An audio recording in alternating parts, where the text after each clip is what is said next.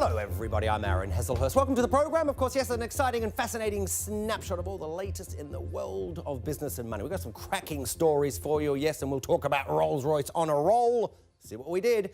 Pressure though, it is growing.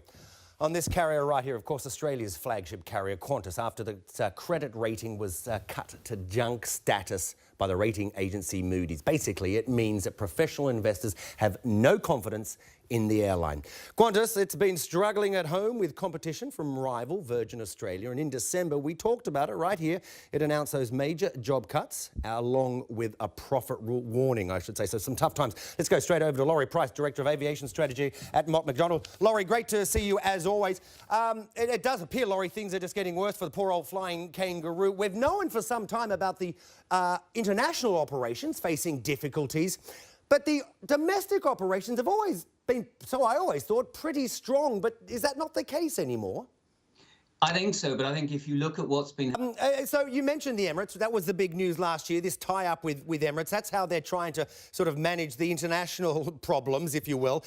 For the domestic side, I mean, what do you think, as an expert, what do you think they need to do to compete with the likes of Virgin Australia? Well, inevitably, what the major legacy carriers that you were referring to earlier... Great stuff as always. Thanks, mate. We appreciate your time. Laurie Price joining us there, aviation strategy from Mott MacDonald. It is a four-wheeled symbol of wealth and success. Some may say excess. Why? Well, the cheapest model sells for over $250,000, but more people worldwide than ever before have splashed out on a Rolls-Royce last year. In fact, annual sales figures for 2013 show that Rolls sold 3,630 cars last year, the most in the company's 110-year history. And for the first time, China overtook the United States to become its biggest market for these cars. But some analysts, well, they've warned of a major slowdown in China. But the boss of Rolls, he's not worried. He told us right here on the BBC earlier that China is only one part of the story for the company.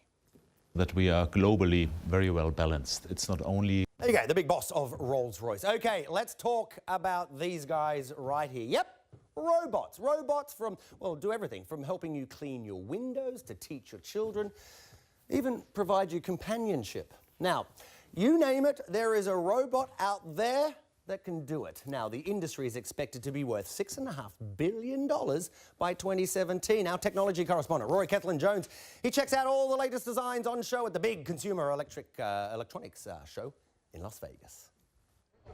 This is the robotic zone at the Consumer Electronics Show. Lots of Chinese... Everybody's got to have one of those. That is fantastic. Let's take a quick look at the markets. You can see European markets up. Asian markets a bit muted. Well, actually, the Nikkei down 1.5. Concerns about the US economy. Good signs that that the Fed may be prompted to cut that, of course, that big bazooka, that stimulus even more going forward this year. So all eyes on that. Of course, Janet Yellen, the big boss now. We're going to see what she's going to do with the US Federal Reserve. Lots going on today. You want to follow me on Twitter? Tweet me. I'll tweet you back. Scratch me. I'll scratch you back, basically. You can find me at BBC Aaron. That's all the time I got. Don't go anywhere, though. Sport Today, up next. Bye-bye.